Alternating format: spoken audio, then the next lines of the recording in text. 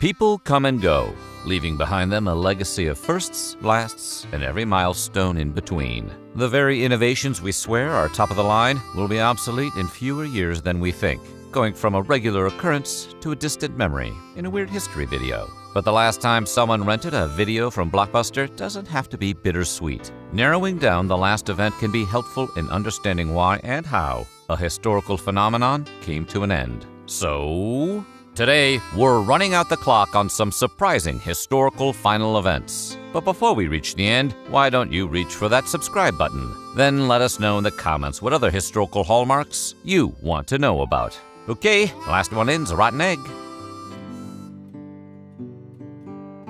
In 1936, when she was just 17 years old, Helen Viola Jackson married Civil War veteran James Bolin, and with the War of the Rebellion ending some 7 decades before, it made for quite the age gap discourse. Jackson met the 93-year-old Bolin smack dab in the middle of the Great Depression, when times were tough for everyone, but especially a 17-year-old struggling to survive. So the two wed, more out of respect and convenience rather than traditional romantic love. And Bolin promised Jackson she could have his pension after he passed away. Not one to look like an opportunist, Jackson never remarried nor applied to collect Bolin's pension when he died in 1939. And then in December 2020, Jackson, the last widow of a Civil War veteran, passed away at the age of 101.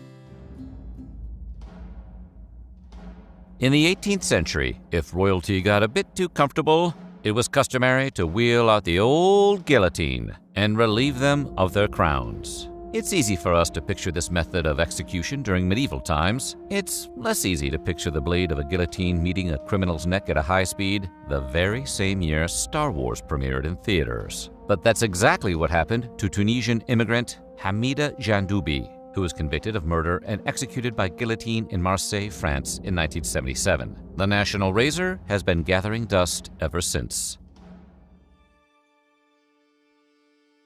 While animal species get all the press when it comes to being endangered, many languages have also drifted out of existence. One such Celtic language, Manx, was spoken in remote British areas until 1974. And Edward Ned Madrell, an Isle of Man resident, is listed as the final Manx speaker. Madrell, born in 1877, learned Manx as a boy, spent most of his life as a fisherman, and passed away late in 1974.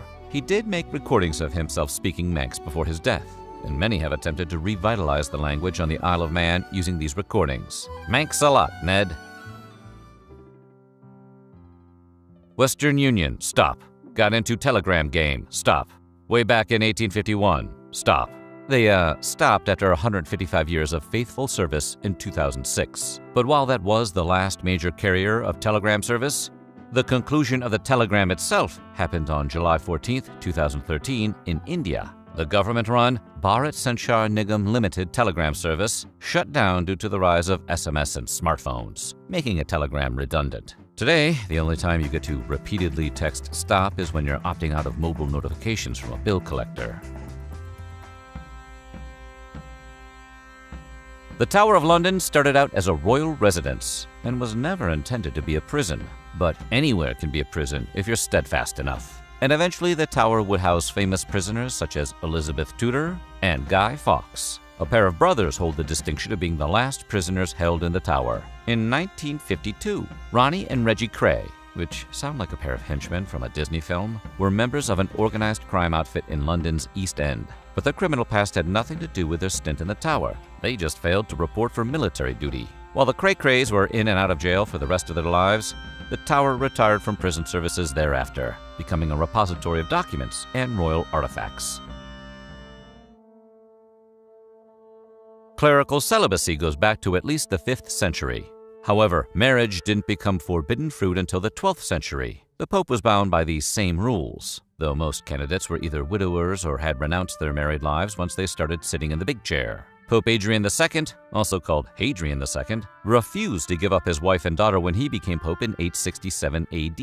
He was already 75 years old when elected, and didn't actually want the role, having turned it down twice before. As a grim reminder of the importance of these rules, Adrian II's family was kidnapped and killed by Eleftherios, the relative of a rival bishop. Maybe this guy shouldn't have been the Pope. Adrian II himself would pass away in 872, and with his death would rise the age of the Bachelor Pope. Ellis Island opened its ports as an immigration station in 1892. The very first immigrant, Annie Moore, passed through Ellis Island at just 15 years old, and for decades after, millions of immigrants would pass through, hoping for a new life and a Starbucks on every street corner. But U.S. immigration policy changes in the 1920s would see less and less usage of the island. And in a massive 180, Ellis became a detention and deportation center before becoming a hospital and, at times, a training center for the Coast Guard. In November 1954, a Norwegian man named Arne Pettersen became the final immigrant to leave Ellis Island after outstaying his shore leave. He was sent back to Norway upon release, and the island now mainly functions as a museum.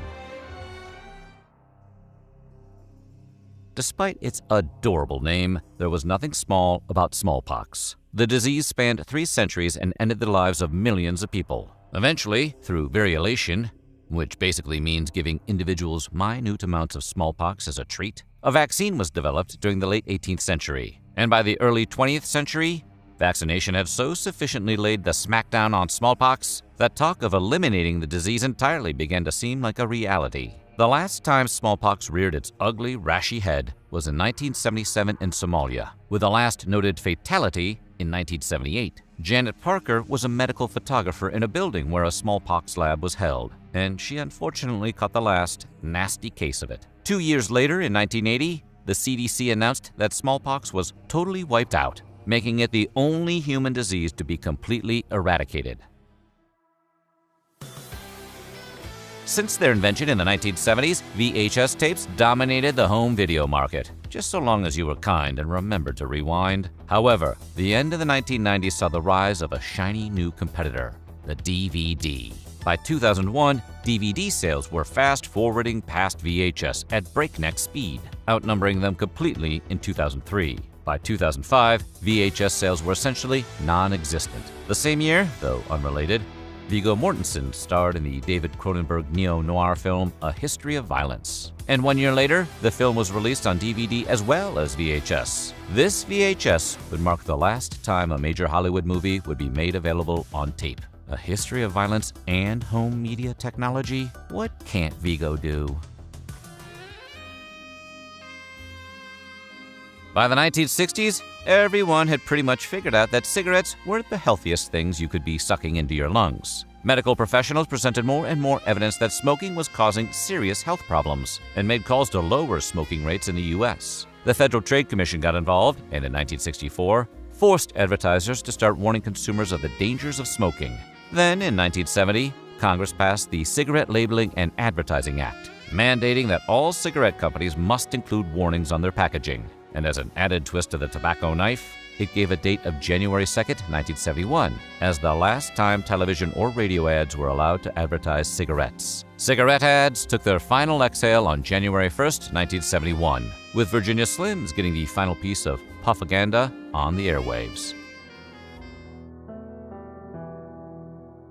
The last known slave ship arrived in the United States in 1860. About 50 years after Congress had banned the importation of slaves. The ship, named the Clotilda, transferred roughly 110 enslaved Africans to Alabama. Matilda McCreer, a member of the Yoruba people, was on the Clotilda at just 2 years old. Initially accompanied by her mother and 3 sisters, McCreer was able to stay with her mother Grace and one of her sisters, Sally, but she never saw her other 2 siblings again. McCreer, who passed away in 1940, was the last survivor from that transatlantic journey.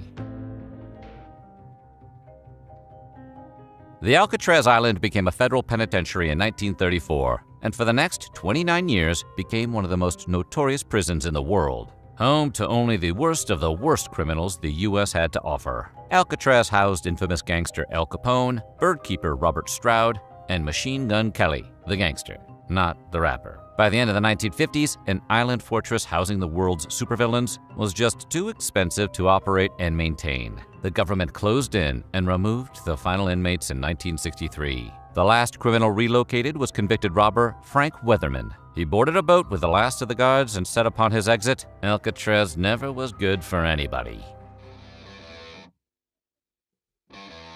To be clear, when we discuss the last flight of the Concorde, not talking about the final episode of the HBO musical comedy show, though that last episode aired March 22, 2009. In case you were wondering, we're talking about the supersonic passenger aircraft that could get you across the ocean in 3 hours. But could it make the Kessel Run in less than 12 parsecs? Developed with cooperation between British and French engineers, the Concorde was designed to fly at Mach 2, or 1,350 miles per hour, getting you from Europe to the United States in about 3.5 hours. By all accounts, it was pretty bitchin'. Starting in 1976, Concordes flew from London to New York and to airports such as Paris and Edinburgh. The aircraft was prohibitively expensive, causing only 20 to ever be built. But passengers who could afford it were treated to the most luxurious service the sky had to offer, while you're ripping through it at the speed of miracles. A July 2000 crash slowed down the Concorde, but the supersonic aircraft continued to be in service until October 2003, just in time for everyone to realize how impractical they were. Hey, bodacity is rarely practical. That's what makes it bodacious. So what do you think? Which of these historic curtain calls surprised you the most? Let us know in the comments below, and while you're at it, check out some of these other videos from our weird history.